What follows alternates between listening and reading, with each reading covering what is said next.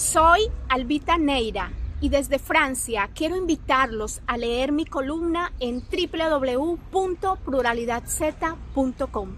Allí nos vemos. Un abrazo para todos. Viceministro del Interior Diego Cancino, bienvenido a esta entrevista de la Fundación Iberoamericana Mujer Mariposa y de la Alianza Internacional de Mujeres Inquebrantables. Hablemos de la revolución de la igualdad de género. Hoy nos encontramos en un lugar emblemático del Parque Nacional de Bogotá. Cuéntenos por qué este lugar es tan importante y simbólico para la lucha contra la violencia de género. Esmeralda, mil y mil gracias por la invitación. Nos hace falta muchos pasos. Estamos muy atrasados en esa revolución de la equidad de género y en especial en términos de violencias contra las mujeres. Y la máxima expresión de violencia contra las mujeres es un feminicidio. En este parque, a menos de 500 metros acá arriba, a Rosa Elvira Celi fue víctima de violación, fue víctima de empalamiento. Es decir, la expresión más infame e intolerable que puede vivir una mujer, la vivió Rosa Elvira Celi. Es absolutamente doloroso. Nosotros necesitamos generar un intolerable. Debe haber un tabú, y es que ninguna vida se asesina, y mucho menos una mujer, por ser mujer, se asesina, y mucho menos se empala.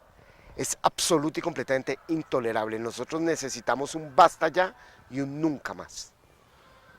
Así es.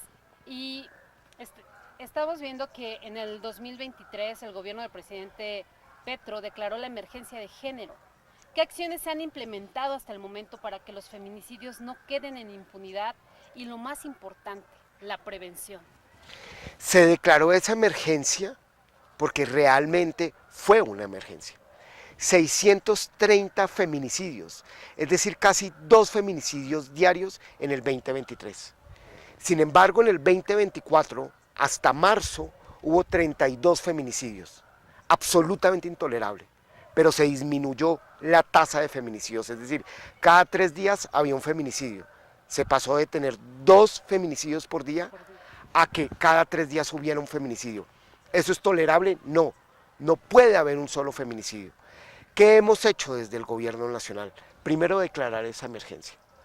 Segundo, que es muy importante, hemos hecho refugios de vida.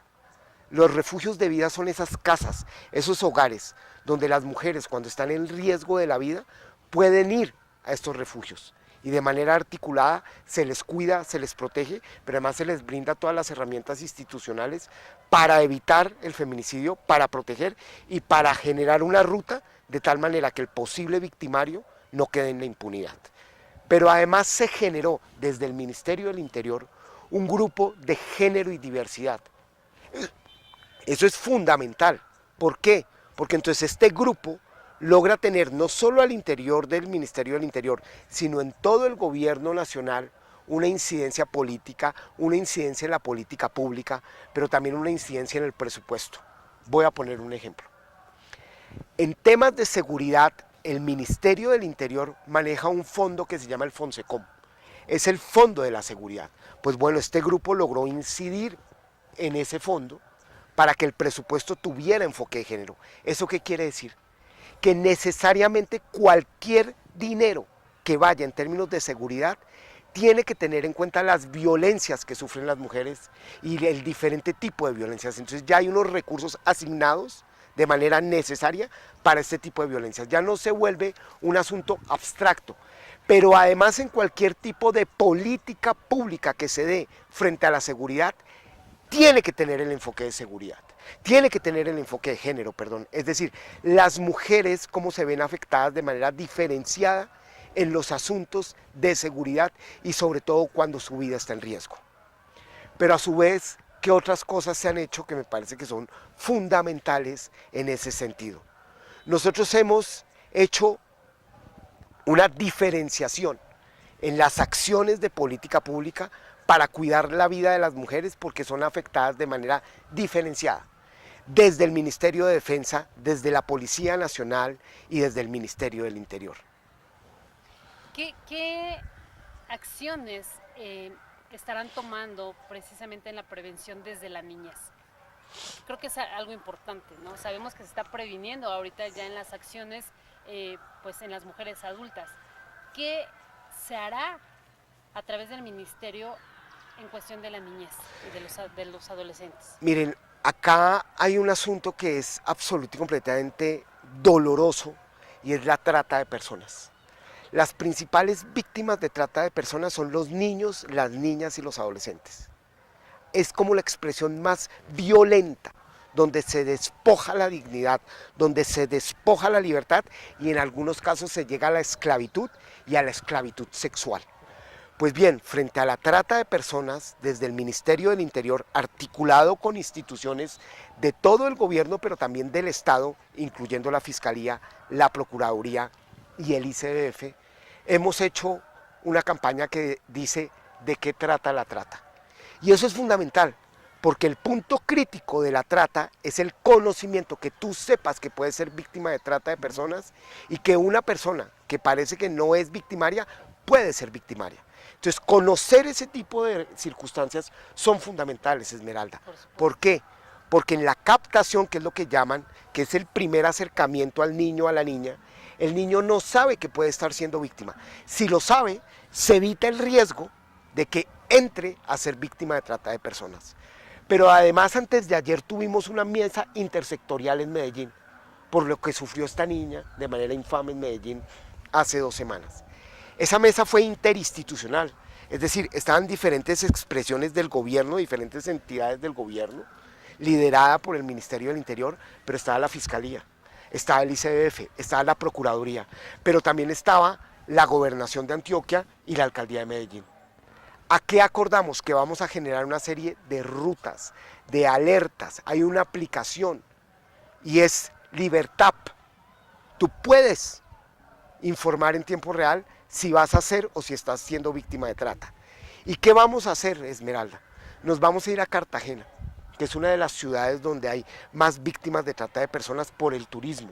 No nos vamos contra el turismo, obviamente, pero el turismo no puede caer en este tipo de circunstancias. Y vamos a estar en la Torre del Reloj de 6 de la tarde a 1 de la mañana.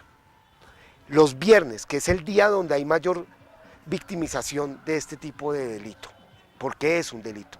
Y vamos a hacer una mesa intersectorial, pero también vamos a difundir el conocimiento y de ahí vamos a ver cómo la institucionalidad tiene que incrustarse en este tipo de circunstancias, no para irse en contra del turismo, pero que el turismo jamás entre en este tipo de delitos y que no naturalicemos este tipo de prácticas delictivas con esta normalización que hay frente a los extranjeros. Así es. Y vemos excelentes acciones que está tomando el gobierno, pero también pasó hace algunos días una situación que precisamente se pronunció la Fundación Iberoamericana, donde se registró un hecho de violencia política, donde el senador J.P. Hernández agredió a la senadora María José Pizarro. ¿Cómo pueden castigar estas acciones al interior de los partidos? Pues lo primero es que JP hace parte del partido al que yo pertenecía. En este momento yo soy ministro del Interior y pues ya no puedo pertenecer a ningún partido porque mi partido es Colombia.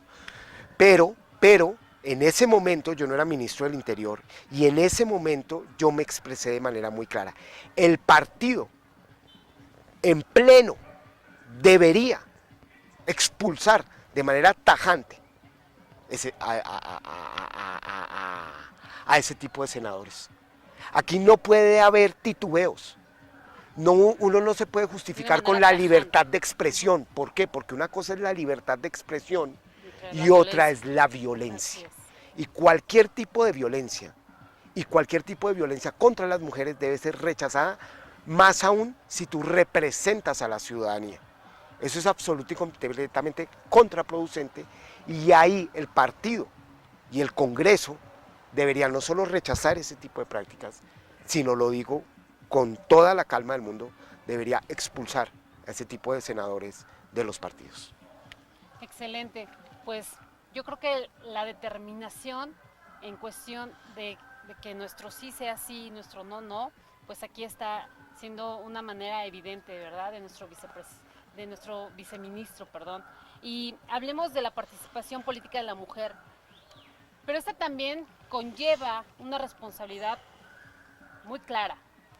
El ser mujer, pues tampoco te puede permitir, de cierta manera, hacer acciones que manchen el honor. Y tenemos el caso también de la exalcaldesa de Bogotá, que salió cuestionada por corrupción. ¿Cuál es el mensaje que usted le daría a las mujeres que buscan tener una participación y representación política en Latinoamérica? Yo creo que hay una oportunidad enorme, por un lado, de que las mujeres en la política pueden transformar la política, pero a su vez si la política está atravesada por las prácticas no naturalizadas, sino porque históricamente las mujeres han tenido una serie de prácticas donde cuidan los recursos, donde tienen unas prácticas no machistas, no verticales, no autoritarias, pues si la política se habita desde esa perspectiva, pues puede ser una profundización de la democracia. Pero también cuando una mujer llega a un cargo público, pues no puede caer en las prácticas del machismo o del patriarcalismo, porque es la oportunidad de darle un giro a la democracia, un giro a la forma de gobernar y transformar la política haciendo política. Así es. Y ahora en materia de paz, ¿cuántas mujeres guerrilleras que se incorporaron al proceso de paz han sido víctimas de violencia y cómo se ha implementado